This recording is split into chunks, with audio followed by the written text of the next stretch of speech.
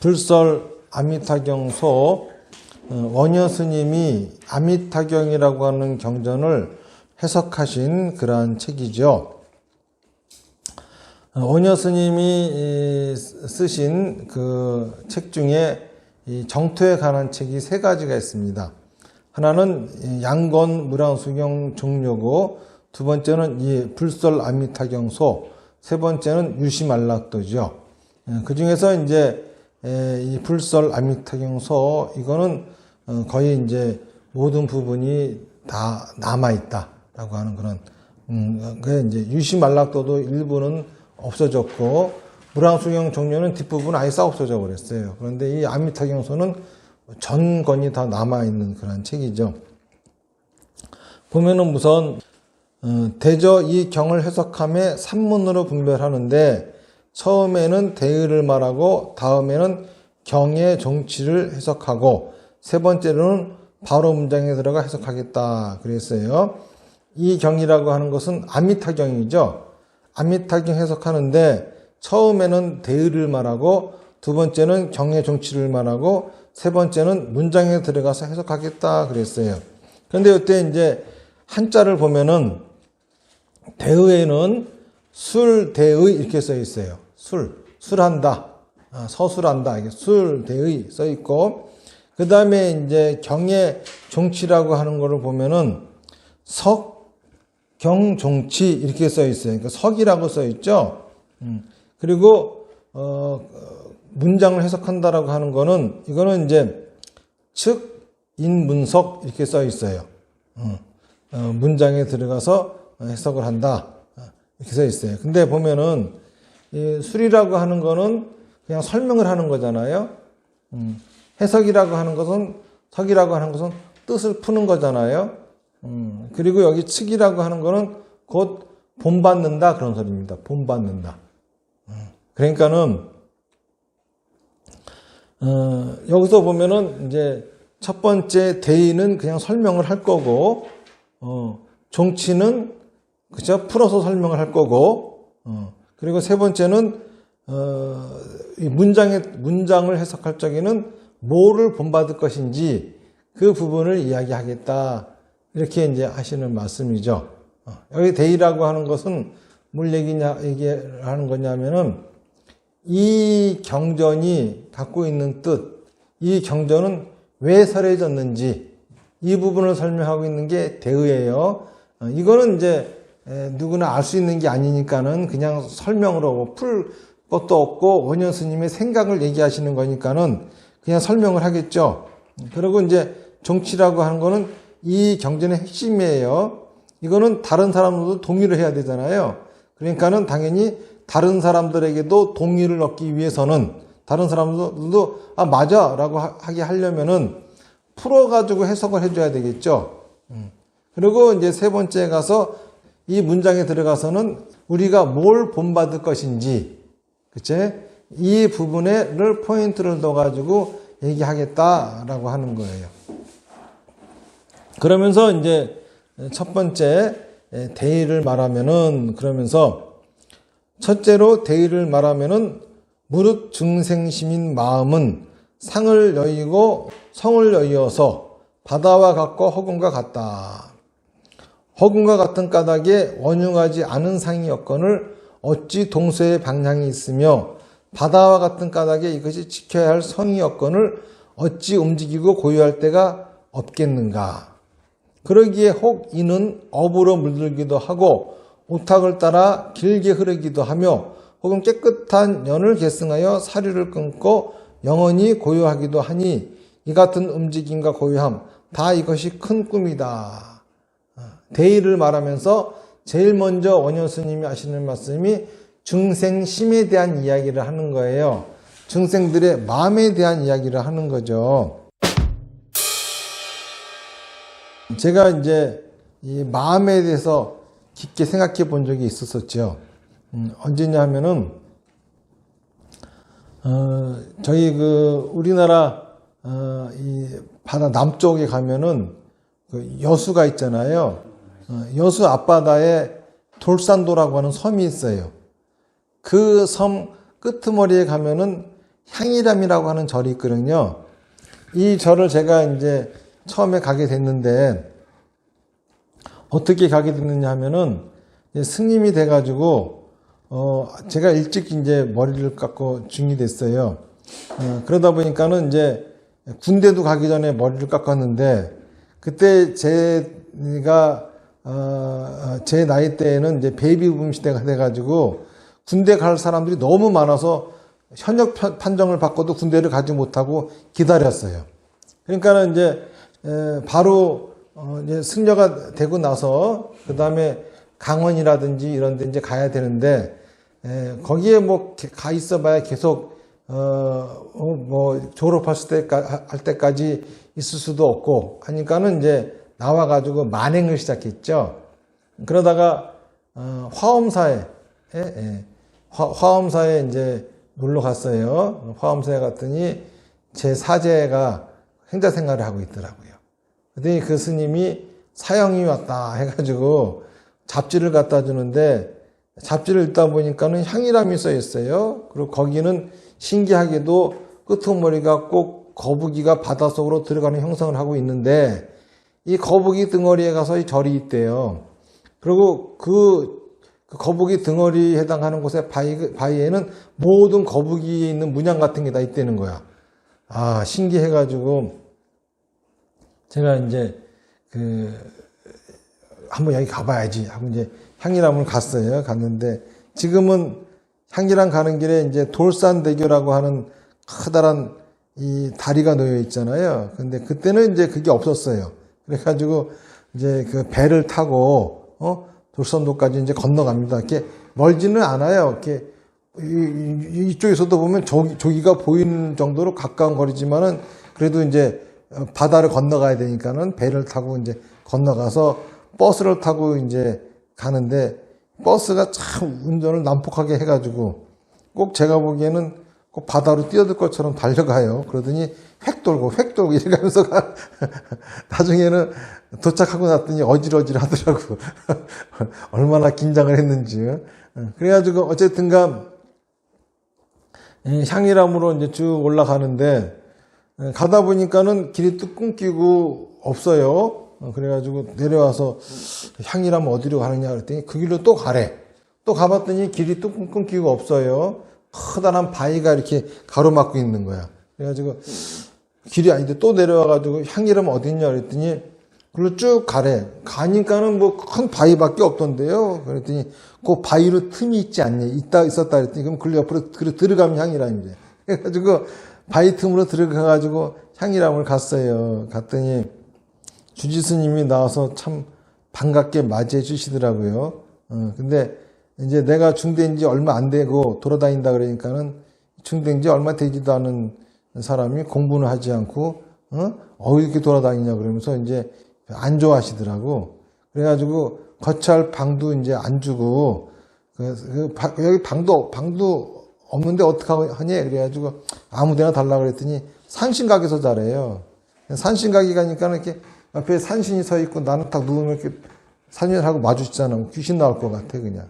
거기서 누워가지고 모기한테 뜯기면서 이제 지내는데, 거기서 이제 수능원경을 이제 계속 읽으면서 아침에 일어나면은 정성하고 예불 하고 마당 쓸고 이러면서 하루에 4번씩 기도를 하니까는 그때 스님이, 아이고, 이제 봤더니 땡중인 줄 알았더니 큰 스님, 앞으로 크게 될 스님이 오셨네. 그러면서 이제 대접을 잘 해 주시더라고요. 어쨌든 간, 그때 이제 제가 거기서 수능원경을 읽기 시작했는데,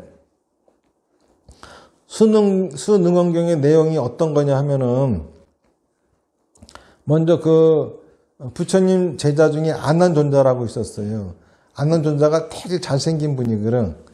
잘생긴 분인데, 그래가지고, 그 마을의 처녀들이, 여자들이 이 안한존자한테 연민의 마음을, 연정을 가지고 있었어요.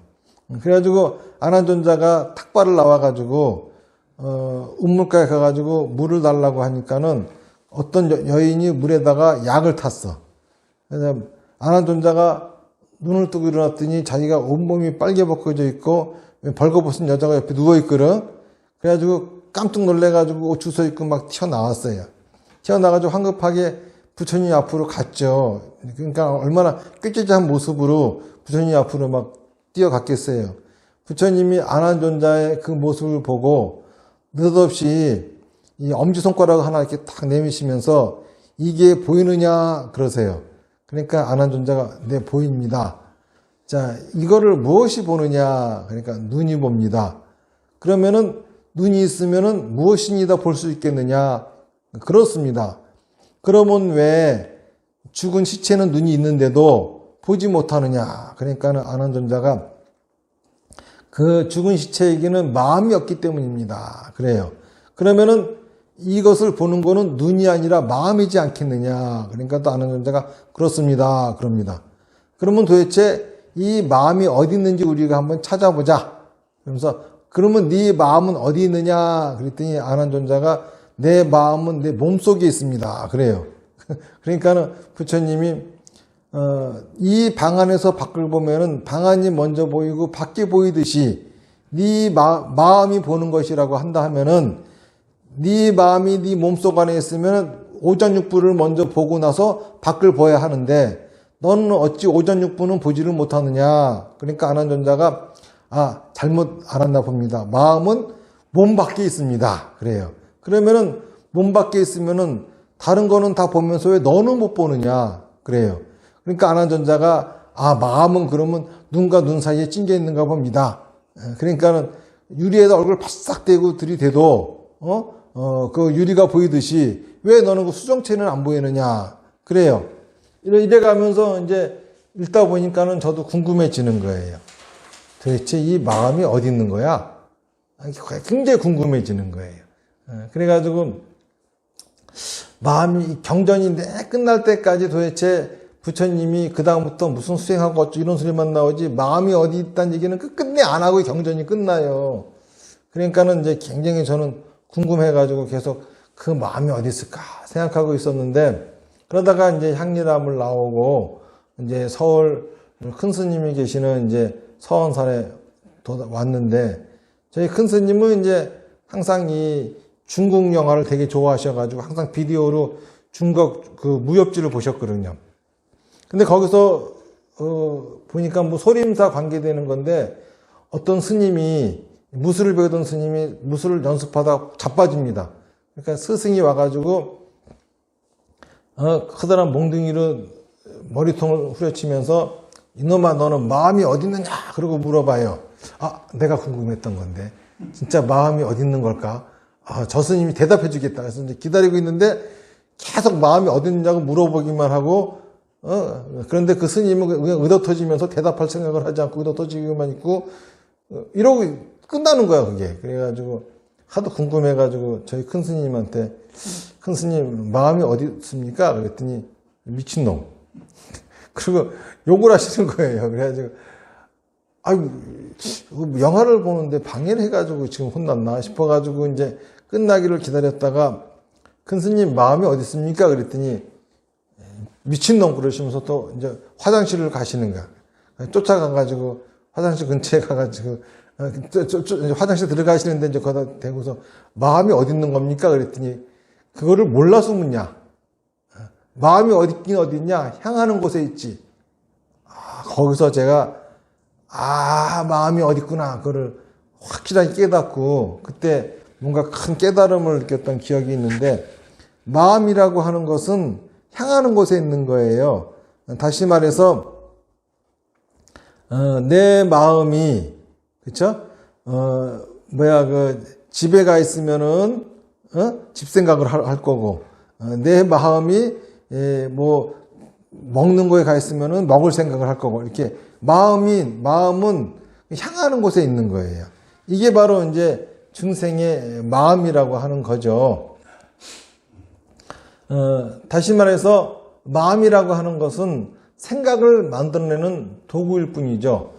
마음이 어디 있느냐라고 하는 것은 어떻게 알 수 있느냐 하면은 무슨 생각을 하느냐를 보면은 마음이 어디 있는지를 알 수가 있어요. 다시 말해서 바람이 어디 있는가를 알려면은 흔들리는 깃발을 보고 바람이 저기 있구나라고 알 수 있는 것처럼 마음이 어디 있느냐를 알려고 하면은 그 사람이 지금 무슨 생각을 하느냐를 보면은 마음이 어디 있는지를 알 수가 있죠. 더러운 생각을 하는 거는 마음이 더러운 데 가 있는 거예요. 깨끗한 생각을 할 적에는 마음이 깨끗한 데 가 있는 거죠. 그리고 증오에 가득 찬 생각이 있으면은 마음은 증오스러운 거기에 가 있는 것이고, 마음이 사랑스러운 생각이 가득 차 있으면은 마음은 사랑스러운 그곳에 가 있는 거예요. 그런데 재밌는 거는 마음이 더러운 곳에 가 있었다 해가지고 더러워지지 않고, 마음이 깨끗한 곳에 가 있었다 해가지고 깨끗해지지 않아요. 마음은 거기 아무런 영향을 받지 않아요. 예를 들어서 마음이 더러운 데 가 있다가 깨끗한 곳으로 갔다. 그러면 더러움이 묻어져 있으면 깨끗한 데 가도 약간 더러운 뭔가가 있어야 되는데 그러지는 않거든요. 그런 거 보면은 마음이 나쁜 데 가 있다고 해가지고 나빠지지도 않고 착한 데 가 있다고 해서 착해지지도 않아요. 마음이라고 하는 그냥 무생물 그 자체죠. 그런데 여기서 얘기하는 상이라고 하는 거는 뭐냐? 생각이 상이거든요. 그러니까는 마음에는 상이 없다 이거야. 마음이 생각을 만들어내는 것일 뿐 마음 속에는 생각이 없어요. 예를 들어서 나무에 꽃이 피잖아요. 그렇죠? 꽃이 피잖아요. 그러면은 나무 속에 그 꽃이 있을까? 없어요. 아무리 나무를 쪼개봐봐. 꽃은 없어요. 그렇죠? 나무가 꽃을 만드는 거지. 이런 것처럼 마음속에 생각이 있는 게 아니라 마음의 생각을 만들어내는 거예요. 상이라고 하는 거는 생각이 만들어져야지만이, 그렇죠? 그 상이 생기는 거지. 그런데 또 마음에 그러면 성이 있느냐? 예를 들어서 나쁜 생각을 하면은 원래 마음에 나쁜 성품이 있기 때문에 나쁜 생각을 하는 것이고, 좋은 생각을 할 적에는 원래 마음에 좋은 성품이 있어서 좋은 생각을 하는 거냐? 그것도 아니라고 하는 거예요. 그러면 마음은 왜 좋은 생각을 하고 나쁜 생각을 하느냐 하면은 마음이 좋은 데로 갔기 때문에 좋은 생각을 하는 거고, 마음이 나쁜 데로 갔기 때문에 나쁜 생각을 하는 거죠. 다시 말해서 그 성이라고 하는 것은 마음이 간 그곳에 있는 것이지, 그렇죠? 마음 자체에 성이 있는 게 아니라는 거예요. 내가 집 생각을 하는 거는 마음에 집이 있어서 집 생각을 하는 게 아니라 마음이 집에 갔기 때문에 집 생각이 있는 거예요. 집이라고 하는 성품은 그 집에 있는 것이지 마음에 있는 게 아니라는 거죠. 이렇게 마음은 상과 성을 떠나 있어요. 마음이 상을 떠나 있기 때문에 허공과 같아요. 이 허공에는 상이 없죠. 허공에는 상이 없어요. 그런데 이 허공에 우리가 동서남북 왼쪽 오른쪽 이런 방향을 붙여놨어요. 원래 있는 겁니까? 없는 거예요. 원래 동이라고 하는 상도 없고 서라고 하는 상도 없고 남이라고 하는 상도 없고 북이라고 하는 상도 없어요. 이 상이 없는데, 그쵸? 이 상이 없는 거를 만들어진 거죠. 그러니까는 동이라고 하는 거, 서라고 하는 거, 남북, 뭐 왼쪽, 오른쪽, 이거는 생각에 있는 것이지 마음에 있는 게 아니라는 거예요. 마음에는 상이 없기 때문에, 허공과 같아서 상이 없기 때문에 마음에는 동서남북, 방향 이런 것도 없다라고 하는 거죠. 그리고 바다는 어떻죠? 바다는 수없이 많은 성품을 갖고 있죠. 그렇죠? 바다는 무한한 가능성이에요. 뭐든지 될 수 있어요. 그 이유는 바다에는 수없이 많은 성품이 있기 때문이에요. 이런 것처럼 마음은 바다와 같아요. 수없이 많은 성품을 가질 수가 있어요. 왜? 그 성품은 마음에 있는 게 아니라 마음이 가는 곳에 있으며, 마음은 어디든지 갈 수 있기 때문에 마음은 바다와 같이 그 성품이 무궁무진한 겁니다. 그러니 마음에는 움직임도 고요함도 없는 거지요.